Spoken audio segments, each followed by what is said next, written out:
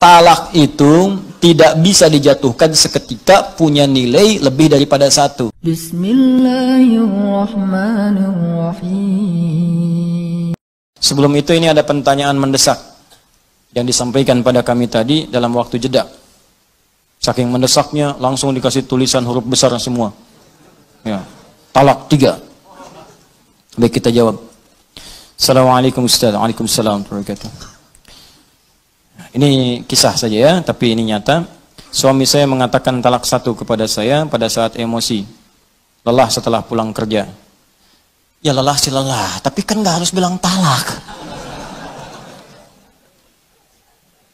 Saya pikir dulu-dulu nggak ada orang lelah langsung bilang talak. Allah, lelah nih. Mas ini apa talak? Kok nggak begitu berumah tangga? Ya, sebelumnya kita berantem. Nah ini dia. Ibu ini sebetulnya mau berumah tangga, apa mau main tinju? Kan rumah tangga mau buat sakinah, mawaddah rahmah, bukan untuk berselisih. Ya kita lihat dulu dah. Baik.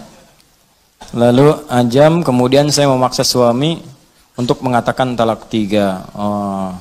Di suami pulang lelah, sebelumnya berselisih. Kemudian, baik, setelah itu saya mengatakan talak mungkin karena kesal. Lalu 2 jam kemudian setelah berselisih, 2 jam kemudian saya memaksa suami, ya istrinya paksa suami untuk mengatakan talak 3. Baik. Dan suami saya mengatakan talak 3 dalam keadaan emosi dan tertekan. Setelah membaik, kami menyesal. Suami berkata tidak ada niat untuk mentalak 3. Itu terjadi atas dasar tekanan dan paksaan dari istri. Baik, pertanyaan, sudah berapakah talak yang jatuh kepada saya? Baik. Jika suami mentalak saya 2 kali padahal belum ada rujuk sama sekali. Baik, tolong dijawab ya Ustadz dengan jelas agar saya paham dan memperbaiki rumah tangga. Jazakumullah khair. Saya senang dengan kalimat terakhir. Saya senang sekali.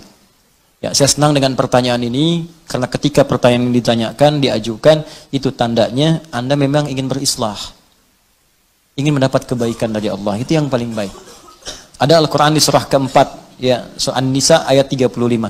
Fa'in khiftum shiqaqa bainahuma fab'athu hakaman min ahli wa hakaman min ahliha.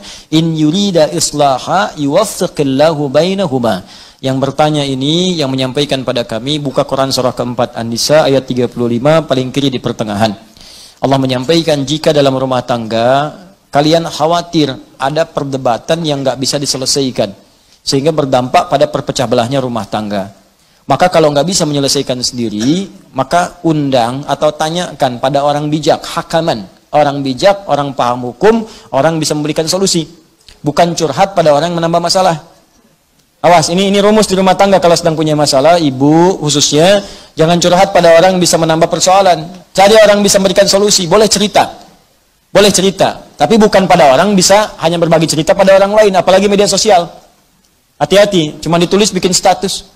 Kamu tidak seperti aku kira. Tuliskan.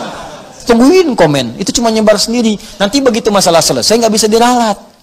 Nungguin komen, datang-datang celing maghrib ada. Kunaon ece. Kenapa gitu? Kan nggak lucu. Baik, teruskan ke sini. Balik ke sini. Kemudian kalau sudah seperti itu, lihat kalimatnya in yurida islaha yuwaffiqillahu bainahuma. Jika keduanya ingin islah, memperbaiki, ingin lebih baik lagi, ingin lebih mulia lagi, ingin Allah ridha.